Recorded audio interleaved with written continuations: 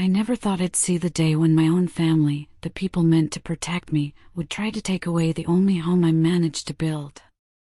Sometimes I wonder if they ever saw me as family at all. One evening, I sat at my parents' dinner table, voice trembling. "Mom, Dad, I just need a place to park my camper for a while. I lost my job, and things are rough." My mother sighed. "We don't have space. The house is full with your brother and his kids."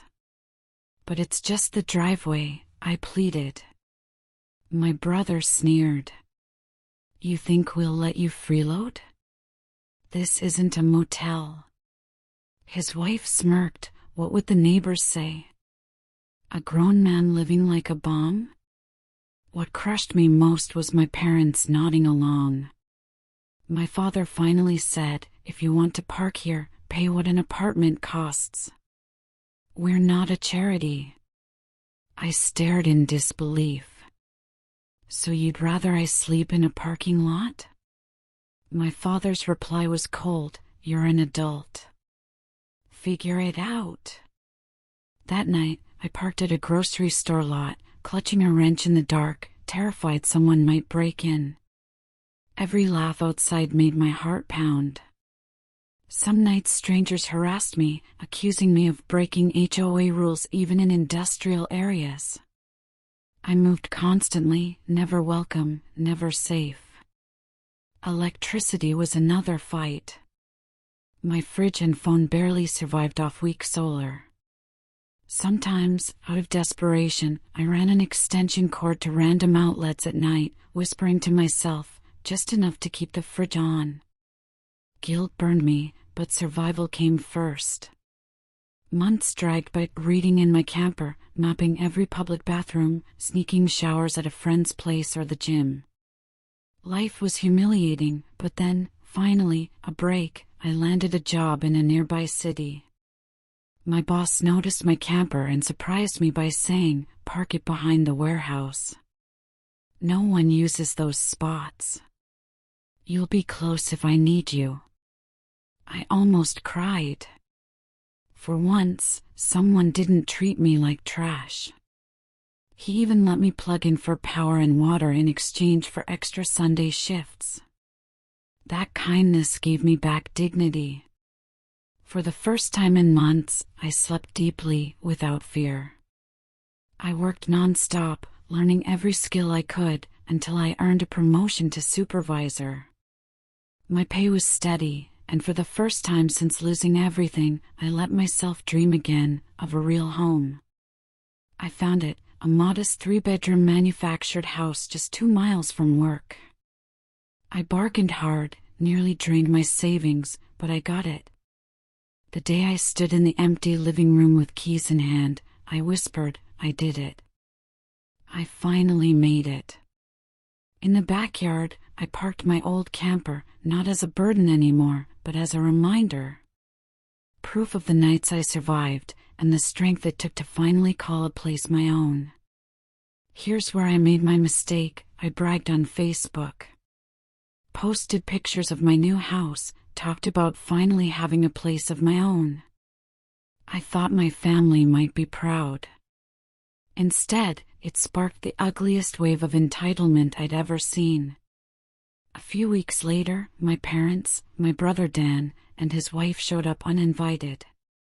I never gave them my address. Somehow, they found me. Before I could greet them, they pushed inside, snooping through every room.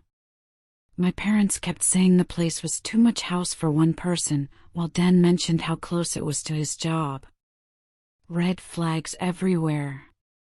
Dan finally asked to speak privately. With everyone else conveniently out on the porch, he said, "This house is too much for you. Let me and my family move in. You've already got the camper, you can stay out back." I stared at him.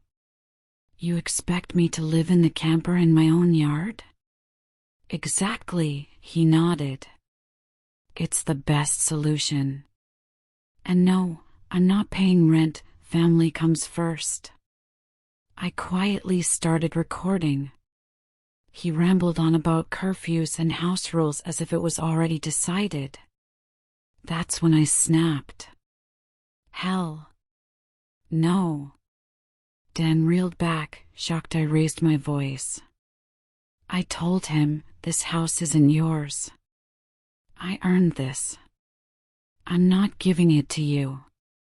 His face twisted in rage. You don't deserve it. My family needs it. I shot back, having kids doesn't entitle you to my home. The shouting drew everyone else back inside. My parents ganged up, chanting, "Do it for Dan. Be a good brother." His wife faked tears and shrieked, "I'm pregnant." "You can't do this," then lunged at me, clawing my face. Dan held her back while I held up my phone. "It's all recorded. Leave, or I'm calling the cops." They finally stormed out, my mother hissing, "You have 1 week to come to your senses." I told her flatly, "No. Never." And slammed the door. I knew they'd twist the story, so I posted the truth on social media before they could. With the video as backup, plenty of relatives believed me. My parents and Dan still had defenders, but most people already knew how entitled they were. A week later, they returned, pounding on my door, demanding entry. I cracked it just enough to tell them I was recording and would call the police. My mother turned on the fake sweetness. "Are you ready to let your brother move in?" I laughed. "I don't love him. He's treated me like garbage my whole life, and you let it happen. You were awful parents, and he's a terrible brother. Get off my property or I'll call the cops." Shockingly, they left, but I knew it wasn't over. Sure enough, that Friday I came home to a moving truck in my driveway. Dan's minivan was parked behind it, boxes already unloading. His wife smirked, "Like it or not, we're moving in. Your mommy said it's okay." I locked myself in my truck and called the police. She pounded on my window, screaming, "You can't do this to us. Why can't you just do this for Dan?" I glared at her. "Screw Dan. This is my house." When she threatened to key my truck, the 911 operator heard it all. I warned her calmly, "Touch it and I'll sue you." That finally shut her up. By the time the cops arrived, Dan and his wife had already locked themselves inside my house. I showed the officers my license, proving it was my address, and pointed out the drilled-out lock and tools left sitting on the porch, like they'd set the evidence out for us. As I explained, my parents showed up and immediately started lying, claiming I'd agreed to rent the place to Dan. I called it out on the spot, saying that was easy to disprove. Then Dan and his wife strutted out, waving a fake rental agreement with a signature that wasn't even close to mine. I laughed and told them it was blatant fraud, plus breaking and entering, charges that could ruin Dan's career. My mother tried to guilt-trip me again. "Why can't you just do this for your brother? Live in the camper for a while." I snapped back, "If you think it's such a great idea, you let Dan live in your house. I'm not giving up mine." I told the cops I wanted them gone immediately or I'd press charges for fraud, forced entry, and harassment. That shook them. My sister-in-law ripped up the fake papers in a dramatic meltdown, only for the cop to order her to pick up every piece or face a littering charge. Dan sulked, his kids cried, his wife rubbed her belly for sympathy, but I didn't budge. Dan screamed I was selfish, that I'd denied them a home. I laughed bitterly. "This isn't sharing, Dan. It's stealing. You're not my brother, "You're just an entitled prick who's been taking from me since childhood." His rage nearly got him cuffed. More officers arrived, and under their watch, my family finally accepted defeat. Dan tossed the new keys into a storm drain out of spite, but the cops made him crawl in and dig them back out before slapping them into my hand. When my mother threatened to disown me, I tore into them in front of the cops. I reminded them how they refused to even let me park my camper when I was homeless, but now demanded I give up my home for Dan rent-free. I told them they'd been terrible parents, always favoring him, and that I'd never owe them anything again. For once, they had no comeback, just shame and tears. They packed up and left, my sister-in-law throwing one last tantrum on my lawn before Dan dragged her to the van. I posted the whole story online, and this time everyone believed me. Support for them evaporated overnight. That Christmas, I hosted half the family in my new house, without my parents or Dan. People drove hours to be there, telling me they were proud of me and sorry for not seeing sooner how much I'd endured. For the first time in years, I celebrated surrounded by people who truly cared. For once, I finally felt free. About 2 hours into the party, my parents, Dan, and his wife barged in without knocking, acting like they belonged. I shut off the music and told them to leave. Before I could say more, my uncle, my mom's own brother, stood up and shouted that they had no right to be there. Even my grandparents backed him up, telling my parents they were deeply disappointed and that reconciliation would take actual change. Relatives turned on Dan and his wife too, sick of their constant whining and pity parties. My sister-in-law instantly melted into fake tears. "It's not fair. He doesn't even have a family, and I have 4 kids. I deserve this house more." I cut her down. "You're not even a good mom. You dump your kids on my mother while you sit around drinking and spending Dan's paycheck. You've got a degree, get a job." She gasped, her oldest lashed out at me, and suddenly the whole room became an intervention. For the first time, Dan and his wife were publicly humiliated. They slunk out in tears, reputations shattered.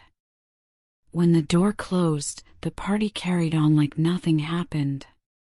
For once, I felt my family truly had my back.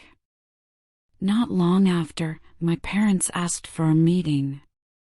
I agreed, picking a public restaurant, somewhere with endless breadsticks, just to enjoy the absurdity. They begged me to co-sign so Dan could get an apartment, claiming his credit was ruined. My answer was simple. No. Dan exploded, whining I had so much and he had a family to support. I laughed and reminded him where he was when I lived in a camper, mocking me as a bum. My mom grabbed my hand, begging me not to drag up the past. I laid out the math of my expenses, showed Dan he actually made a little more than me, and pointed out his wife burns through his paycheck. I told them flat out, I'm not their ATM. For once, Dad didn't rage, just sat in silence, looking almost defeated. Dan stormed out, Mom stayed for free soup and salad, and that was that. Later I heard Sil was miserable living with my parents, demanding they move into a camper so she and Dan could take the house. Even her little circle of enablers started harassing me by phone, but after I mocked one of them, the calls stopped. Half a year passed quietly. Cameras were up, no one tried breaking in again. I rented out 2 rooms, one to a friend, one to his buddy. They were respectful, paid on time, and rent covered much of my mortgage. When Sil found out, she raged that I should have given the rooms to Dan. My mother came begging at my door, sobbing, "Why couldn't you give the rooms to your brother?" I told her plainly, they broke into my home, mocked me when I was homeless, and there wasn't space for a family of 6. She whispered, I'm just desperate. And that's when Sil's darkest secret finally came out. Dan eventually uncovered the truth. His youngest child wasn't his. The revelation shattered everything. He divorced her, sued to have his name removed from the birth certificate, and won. That's when Sil's facade collapsed. Her manipulations had already poisoned the family, but this exposed her completely. Even the parents stopped protecting her. It all began when she tried to use Christmas as a way back in, dragging Dan and the parents to his party with cheap gifts. She smugly assumed he wouldn't throw them out once they were inside. She was wrong. With support from his guests, he refused them entry and humiliated them in front of everyone. Whispers spread, and the parents' reputation sank further. Shaken, the parents even returned to church after 2 decades away. Not long after, they came to him without Dan, and, for the first time in his life, his father gave a raw, genuine apology. We were narcissists. We treated you horribly. We encouraged Dan's behavior. His mother cried and admitted, we wronged you deeply. He had never seen them like that. Meanwhile, Sil spiraled. She demanded the parents buy an RV so she and Dan could have their house. They refused flatly. She vanished for days with the baby, then returned more bitter than ever. Dan had finally had enough. He gathered DNA tests, texts, and bank records, then confronted her in front of the parents. This child isn't mine, he said, slamming down the proof. Her denials and excuses didn't work. The parents ordered her out on the spot. She snapped, clawing at Dan, even injuring her own child before police were called. Dan had it all on video. She was arrested, and soon after, a restraining order barred her from harassing him further. Court was brutal for her. The judge sided with Dan completely, custody rights secured, his name removed from the birth certificate, no alimony. Sil left with debts, a criminal record, and only partial custody, though she rarely saw her kids. Ironically, through the chaos, Dan and his brother grew close again. They spent nights in the camper talking, even giving Dan's eldest a private room there. The parents, once blind enablers, softened too, his mother apologizing often, his father quiet but no longer hostile. As for Sil, now just that witch, she was left stewing in her parents' house, her affair partner gone, her reputation destroyed. For the first time in years, peace settled over the family. Not perfect, but better. Dan was rebuilding. The kids were happier. And he, once cast aside and mocked, stood firm in his home, finally free.